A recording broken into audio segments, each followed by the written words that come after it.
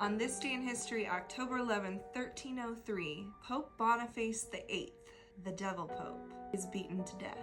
Pope Boniface was born into a baron family, not a baron family, a baron, B-A-R-O-N. Pope Boniface was born into a wealthy family in a small town outside of Rome in 1230. At age 18, he was sent to a monastery where he pursued legal studies. At age 34, he became the secretary to the highest-ranking cardinal in the church.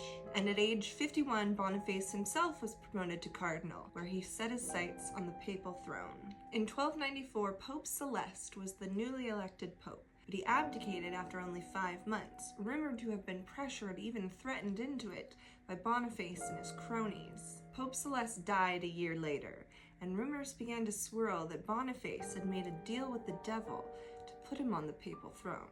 Once in power, Pope Boniface would stop at nothing. He excommunicated a cardinal who had accused him of illegally winning the election. And in return, Boniface burned down the towns of the people that supported this cardinal, going back on his word that he would spare them. He issued a papal bull called the Unum Sanctum, which said since the church is necessary for salvation and the Pope has ultimate authority over the church, it is absolutely necessary for every human creature to be subject to the Pope. A lot of the kings of Europe questioned Pope Boniface's total authority, and King Philip IV of France was especially outspoken. So Pope Boniface issues another bull directly calling out King Philip, stating that the Pope has ultimate authority over all earthly kings. When King Philip received the issue, he threw it straight into the fire.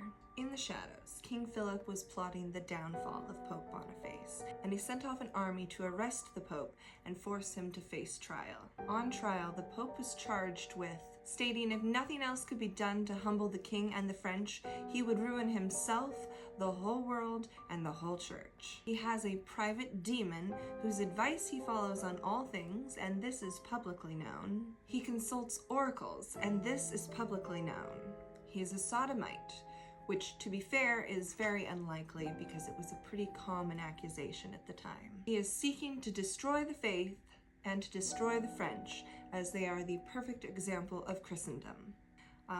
That one seems a little self-serving and unnecessary. And finally, he schemed with the devil to get to the top of the church and practices with the devil to command the church. So in 1303, King Philip sends an army to arrest the Pope. In his palace, in the city of Anagni, they captured the Pope and just beat the tar out of him.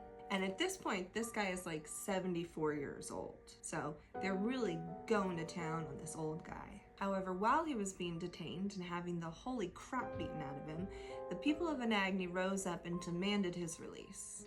He returned to Rome and died shortly after from his injuries before he could stand trial.